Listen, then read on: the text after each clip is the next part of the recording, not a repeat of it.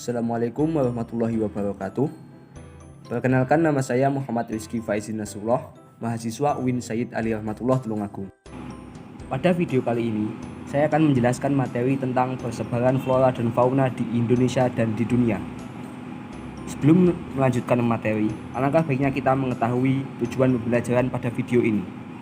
Yang pertama, memahami karakteristik bioma di dunia. Yang kedua, memahami faktor-faktor yang mempengaruhi sebaran flora dan fauna. Yang ketiga, memahami persebaran jenis-jenis flora dan fauna di Indonesia dan di dunia. Dan yang keempat, memahami konservasi flora dan fauna Indonesia sebagai sumber daya alam. A. Karakteristik bioma di dunia. Biosfer adalah lapisan yang terdiri dari tanah, air, dan udara, tempat berlangsungnya kehidupan. Oleh karena itu, biosfer tidak bisa terlepas dari atmosfer, litosfer, dan hidrosfer.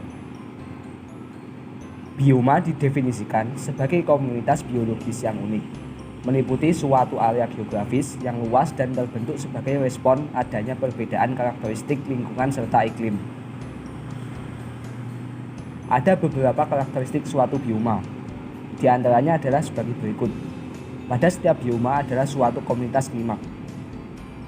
Ada suatu bentuk vegetasi utama yang mendominasi kawasan tersebut.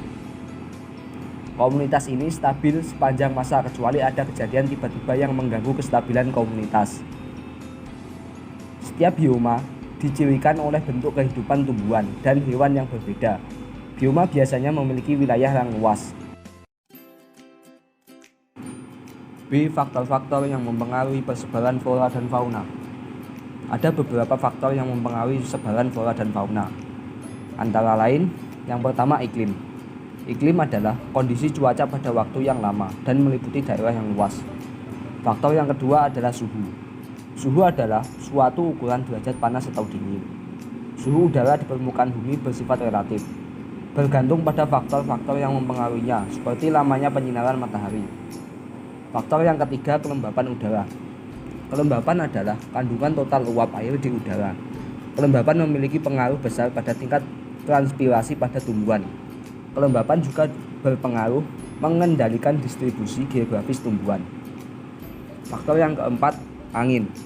Angin adalah udara yang bergerak. Angin atau gerakan udara mempunyai peranan penting dalam distribusi organisme karena angin berinteraksi dengan faktor fisik lainnya. Faktor yang kelima, curah hujan. Curah hujan merupakan hasil dari tarikan gravitasi pada uap air di atmosfer. Jumlah curah hujan tahunan sangat mempengaruhi vegetasi serta populasi hewan di daerah tertentu. Faktor yang keenam, cahaya matahari. Jumlah cahaya dan intensitas cahaya di suatu wilayah menentukan jenis tumbuhan dan sebaran tumbuhan itu. Faktor yang ketujuh, fisiografi. Berkaitan dengan topografi atau bentuk permukaan tanah, seperti ketinggian, kemiringan, drainase, dan tingkat erosi tanah. Faktor yang kedelapan, edafik. Faktor edafik adalah faktor yang berkaitan dengan struktur dan komposisi tanah yang ditemukan di daerah tertentu. Faktor yang ke-9, biotik. Faktor terbesar yang mempengaruhi pertumbuhan dan sebaran tumbuhan atau hewan adalah faktor biotik. C. Persebaran flora dan fauna di dunia. Pola persebaran flora di dunia dapat dipahami melalui bioma. Bioma biasanya diklasifikasikan berdasarkan vegetasi yang dominan dalam suatu wilayah regional yang luas. Tundra alpin dan arktik. Zona vegetasi ini ditemukan di ketinggian dan garis lintang tertinggi, semuanya tanpa pepohonan. Komunitas ini terdiri dari lumut, rumput, dan semak-semak rendah. Taiga terdiri dari beberapa jenis pohon konifer atau berdaun jarum, dan pinus, dicirikan dengan musim dingin yang sangat panjang dan musim panas yang singkat. Hutan gugur beriklim sedang. Ditemukan di wilayah pesisir yang memiliki iklim sejuk dan curah hujan yang sedang, seperti di Eropa Barat, Cina Timur Laut, Korea Selatan, Jepang, Chili Selatan, dan Selandia Baru. Hutan selalu hijau subtropis. Ditemukan di daerah iklim subtropis lembab dengan musim dingin ringan dan curah hujan yang cukup sepanjang tahun. Pohon berdaun jarum dan pohon berdaun lebar. Padang rumput beriklim sedang, hanya ditumbuhi oleh rerumputan karena memiliki musim hujan yang singkat. Hewan di daerah padang rumput antara lain zebra Afrika, kanguru Australia, dan bison Amerika. Gurun dan semi gurun. Hamparan padang pasir yang ditandai dengan rata-rata curah hujan yang tahunan yang sangat lebih kecil daripada tingkat penguapan massa air di atmosfer. Hutan gugur tropis. Hutan ini ditemukan di 15 derajat sampai 20 derajat lintang utara atau selatan atau di pinggiran bioma hutan hujan tropis. Lebih dari 2/3 pohon di hutan gugur tropis merupakan pohon yang menggugurkan daunnya. Padang rumput di daerah tropis disebut tropical grassland, padang rumput tropis atau sabana. Sabana memiliki jenis tumbuhan yang bertahap kelembapan rendah. Hutan hujan tropis terdapat di daerah dengan suhu relatif stabil sepanjang tahun dan curah hujan melimpah. Hutan hujan tropis antara lain terdapat di Indonesia, Australia bagian utara, Papua bagian timur, Afrika Tengah, dan Amerika Tengah. Wallace memberikan tata nama yang mengidentifikasi 6 zona yang masih berlaku sampai sekarang ini. Zona biogeografi ini didasari pola persebaran makhluk hidup yang berada di darat. Zona Nearktik. Zona Nearktik membentang dari Arktik di utara Kanada ke daratan tinggi Meksiko Tengah, termasuk Greenland. Di zona ini terdapat relatif sedikit keluarga mamalia.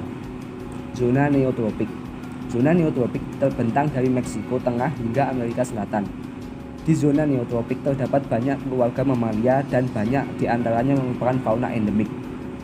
Sebagian besar keanekaragaman spesies terkonsentrasi di hutan-hutan Amazon, sabana atau hutan semak tropis. Zona Australis.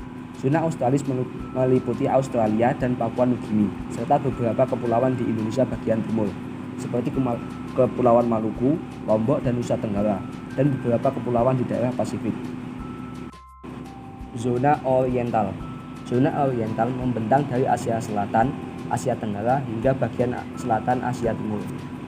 Zona ini terdiri dari anak benua India, Asia Tenggara, dan bagian dari Kepulauan Nusantara yang berada di utara dan barat garis Wallace. Zona Palearktik. Zona Palearktik merupakan daerah fauna terbesar. Zona ini mencakup Eropa, Rusia, Asia Tengah, Tiongkok, hingga Maroko di Afrika. Ada 2 keluarga mamalia endemik di zona ini, yakni tikus mondo buta, Sparancidi, dan tikus Selevin. Zona Ethiopia. Zona Ethiopia mencakup Madagaskar dan Sub-Sahara Afrika. Sahara dan Timur Tengah membentuk zona transisi antara daerah Ethiopia dan Palearktik Selatan. Zona Ethiopia memiliki variasi vertebrata terbanyak dibandingkan zona lainnya. Di persebaran flora dan fauna di Indonesia. Persebaran flora dan fauna di Indonesia dibagi berdasarkan pengamatan yang dilakukan oleh beberapa zoolog, yaitu Alfred Russel Wallace, Carl Wilhelm Weber, dan Richard Lee Dicker. Ada 3 kawasan utama persebaran flora di Indonesia. Ketiga kawasan itu adalah sebagai berikut. Yang pertama bagian barat, kawasan flora subregion Indonesia Malaysia. Bagian tengah Kepulauan Walensi, Sulawesi, Nusa Tenggara Timur, dan Maluku. Bagian timur subregion Australia. Pola persebaran fauna di Indonesia mengikuti pola persebaran flora di Indonesia. Sebagaimana persebaran flora di Indonesia, persebaran fauna di Indonesia juga terbagi atas 3 wilayah, yaitu bagian barat kawasan flora subregion Indonesia Malaysia, bagian tengah Kepulauan Walensi, Sulawesi, Nusa Tenggara Timur, dan Maluku, bagian timur subregion Australia. Konservasi flora dan fauna di dunia dan di Indonesia. Konservasi sumber daya alam hayati adalah pengelolaan sumber daya alam hayati yang pemanfaatannya dilakukan secara bijaksana untuk menjamin kesinambungan persediaan dengan tetap memelihara dan meningkatkan kualitas keanekaragaman dan nilainya. Kelestarian flora dan fauna kerap diganggu oleh berbagai kerusakan. Kerusakan itu antara lain disebabkan oleh faktor sebagai berikut. Yang pertama, pengaruh evolusi. Yang kedua, penebangan ilegal. Yang ketiga, perburuan atau penangkapan ilegal. Yang keempat, bencana alam. Perlindungan sistem penyangga kehidupan. Konservasi sumber daya alam hayati dan ekosistemnya dilakukan melalui kegiatan-kegiatan sebagai berikut. Yang pertama, pengawetan keanekaragaman jenis tumbuhan dan satwa beserta ekosistemnya. Yang kedua, pemanfaatan secara lestari sumber daya alam hayati dan ekosistemnya. Selanjutnya, konservasi flora dan fauna di dunia.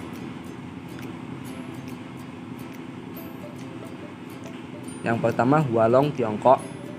Yang kedua, Taman Nasional Yosemite, Amerika Serikat. Yang ketiga, Taman Nasional Gunung Leuser. Yang keempat, Kebun Raya Bogor. F. Pemanfaatan flora dan fauna Indonesia sebagai sumber daya alam. Yang pertama, menjaga keseimbangan ekologis. Yang kedua, nilai estetika. Dan yang ketiga, mengembangkan ekonomi lokal. Mungkin itu saja yang dapat saya sampaikan. Apabila ada kurang lebihnya saya mohon maaf dan semoga bermanfaat. Wabillahi taufiq wal hidayah. Wassalamualaikum warahmatullahi wabarakatuh.